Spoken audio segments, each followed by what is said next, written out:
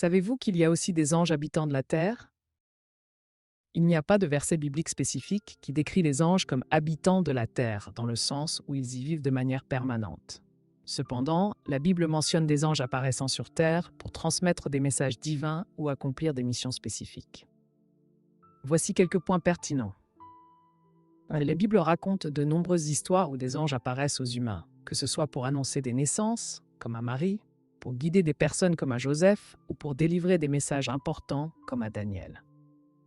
Les anges comme serviteurs de Dieu. Les anges sont souvent décrits comme des serviteurs de Dieu, envoyés pour exécuter ses ordres sur la terre.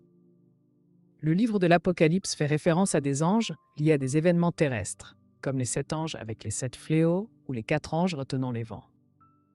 La Bible mentionne que les anges ont été créés par Dieu et qu'ils sont impliqués dans le déroulement de l'histoire humaine, mais ils ne sont pas décrits comme des habitants permanents de la terre.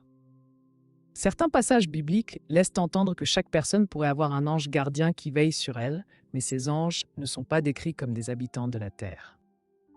En résumé, bien que les anges interagissent avec la terre et ses habitants, ils ne sont pas présentés comme des résidents permanents, mais plutôt comme des messagers ou des exécutants des ordres divins. Cependant, il y a un verset qui parle d'une manière implicite des anges qui ont été créés comme des habitants de la terre.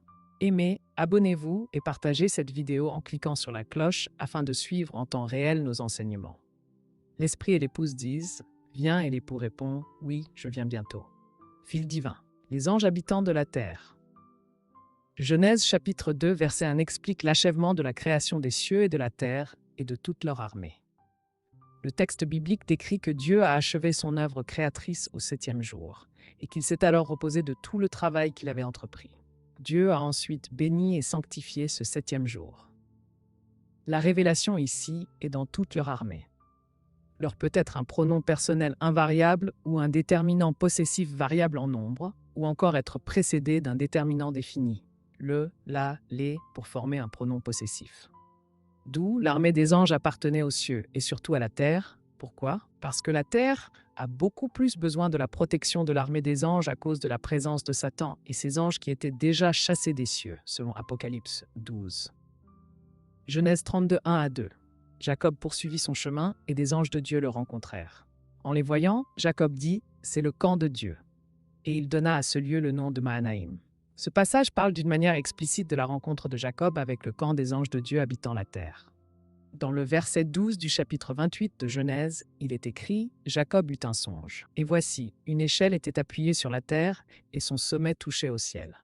Et voici, les anges de Dieu montaient et descendaient par cette échelle. » Ce mouvement de monter et de descendre que Jésus annonce aussi dans l'Évangile selon Jean chapitre 1 au verset 51 est révélateur des activités des anges habitant la terre. Au Moyen Âge, les temples ou lieux des cultes étaient soigneusement choisis et construits selon l'intensité des activités spirituelles.